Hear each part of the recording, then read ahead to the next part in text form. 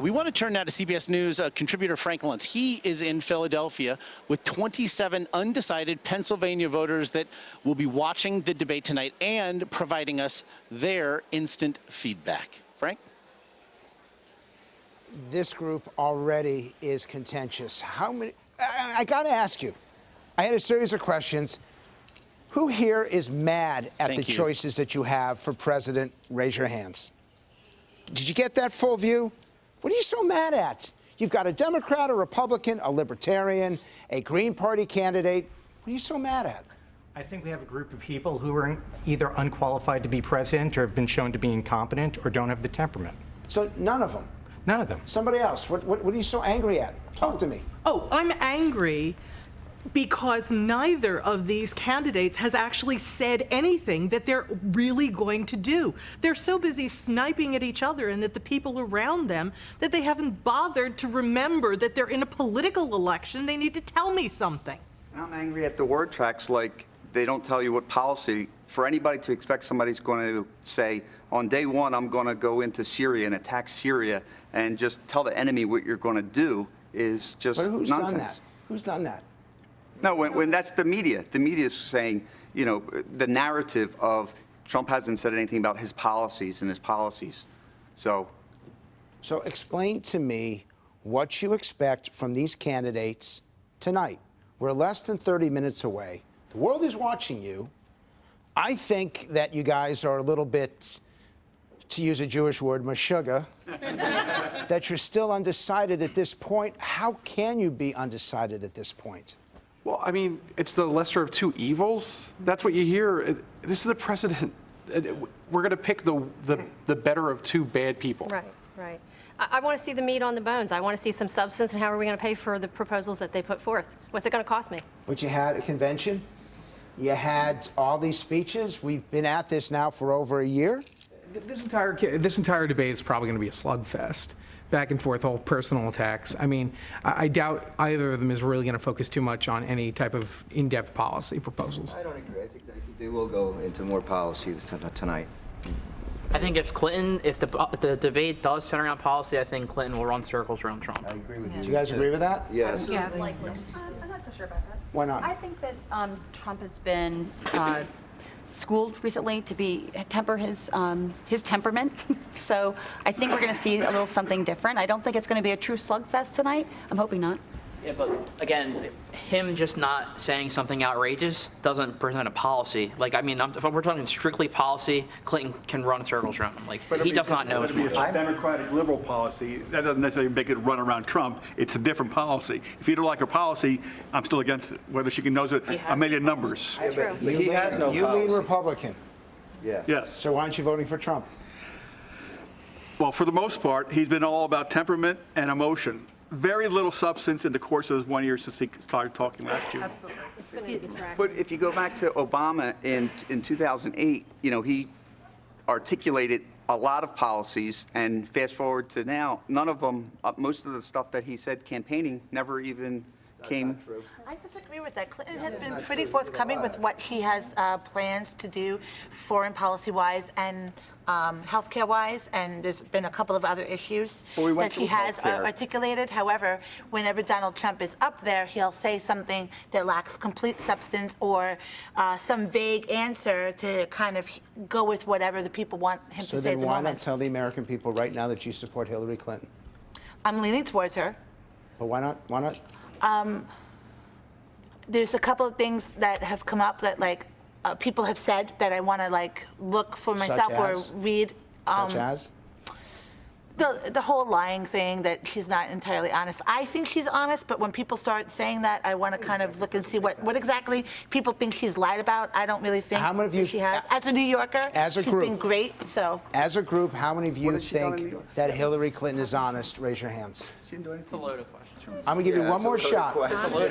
Overall, how many of you think it's low? Why isn't everyone raising their hands then? How many of you think, I'll do it one more time. How many of you think Hillary Clinton is honest? Raise your hands.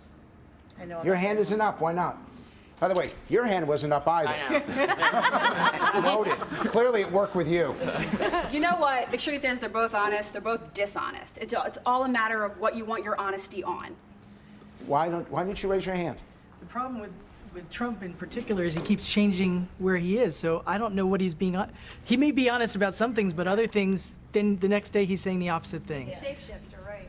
But don't we get a chance to change our minds? Not every day. Not every day. 4 years ago, I was a Democrat, and now I'm registered as a Republican. 4 years. I mean, every day. Listen, every day, sometimes I want to kill this one, and I want to, I don't want to vote for Okay, that by the one. way, the Secret Service do watch this.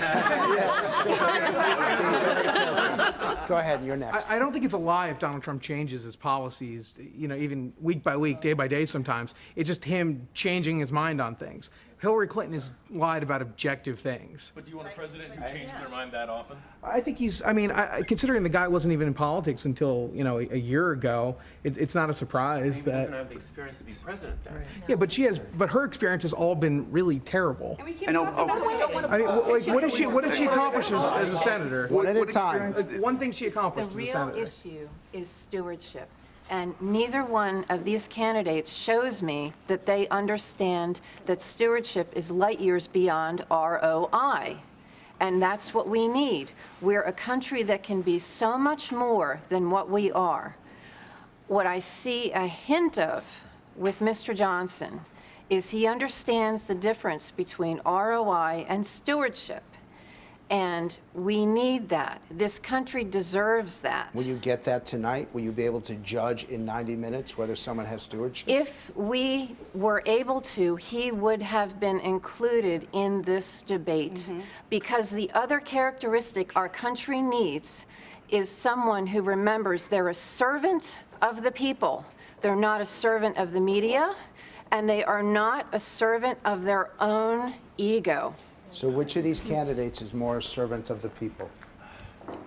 Honestly, she's had more public service, but I think Trump has hired more people and has done more for the lives of working people than I think Clinton has. Then why not say right now that you support Trump? I'm the most Trump person in this room, so I'm here.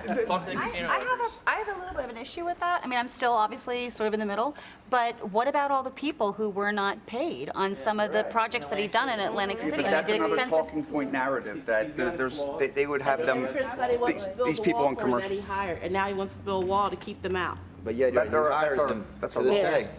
He's still hiring them. He says he's for the little person, but on the other hand, in his businesses, how many places has he worked with government to take as eminent domain?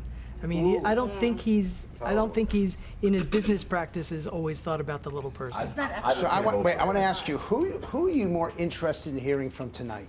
Trump. Who says Clinton? Clinton. Who says Trump? So it's overwhelmingly Trump. Why do you want to hear more from Trump than Clinton? I want to know if he knows what he's talking about. And what do you think? I don't think he has the experience to run this country. I think he is a great brand manager. I think he's great at promoting himself. So I really want to know what he wants to do for this country.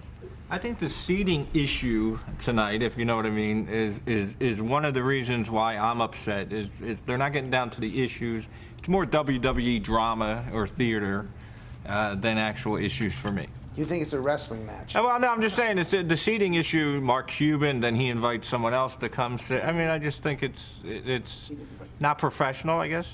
In the back. In 1984, Neil Postman wrote that television had ruined public discourse in America. I assume that the answers to the debate questions are going to be about 2 minutes, compared to the Lincoln-Douglas debates when the candidates had 20 minutes to answer each question. But would the American people actually sit for No, that? of course not. Our attention span's 30 seconds. You're lucky if you're paying attention for the 2 minutes. Right. I want to acknowledge something here. I'm paying you all to be here. Yes. You're all getting $125 to be here. Tell me the truth. If I didn't pay you $125, who would not be here tonight? The truth. Raise your hands if you would not come if I wasn't paying you. 1, 2, 3, 4, 5 of you. Okay, so the rest of you, I'm taking your money back. Thanks, Frank. So I want a word or phrase very quickly so people at home can hear this. Word or phrase to describe Donald Trump. Obnoxious. Shapeshifter. Leader. Scary. Fake. Crazy. Egomaniac. Angry. Authentic. Word or phrase to describe Hillary Clinton. Liar and corrupt. First lady. Fake. I would prefer Donald Trump. I just don't trust her. Policy wonk. Razzle dazzle. Concerned with how it plays on TV. Secretive. Slightly powerful. Self-centered. Disingenuous? Most important issue they can address tonight to help you make your final decision. Economy. What about the economy? Make it better. What about, what specifically? How about stop bombing other countries and put the money back here? Economy. Specifically? How to bring jobs back into this country and how to expand the middle class. How they would go and how they would defend foreign policy, how they would work with other countries to trade or make things egalitarian. Manufacturing jobs in the United States. Russia, China, North Korea, Iran. Manufacturing back in the United States. Yeah, and end the wars for profit and reinvest that money in the American infrastructure. Anti-terrorism, Homeland Security. Which is a higher issue to you, higher priority in choosing the president, national security or the economy? Economy. Raise your hands if it's national security. Raise your hands if it's the economy. So we're split about 50-50. Final question, because we've got to get out. What does Donald Trump need to do to move you towards him tonight? I need 5 of you. Quick. Tell me who he's going to listen to. Tell me who his cabinet will be. Just be real. Don't be crazy.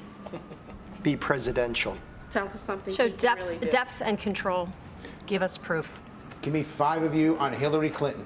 What does she need to do to move you towards her? 5 of you. Show us that she's being real and honest. Answer unscripted questions.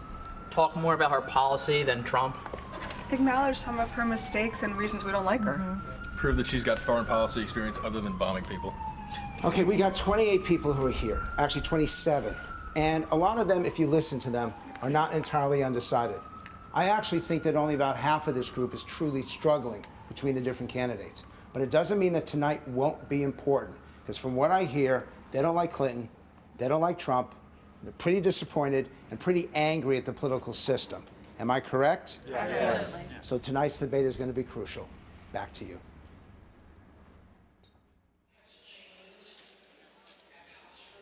Thank you so much, Frank. We're going to have much more from Frank right after the debate, and I want to let you know that I'm joined now by my colleague Vlad Dutier. I'm here. Josh apparently likes to watch his debate the way he likes to watch his Super Bowl. Exactly. I'm not worthy to fill Josh Elliott's shoes, but I will try. He's going to be here actually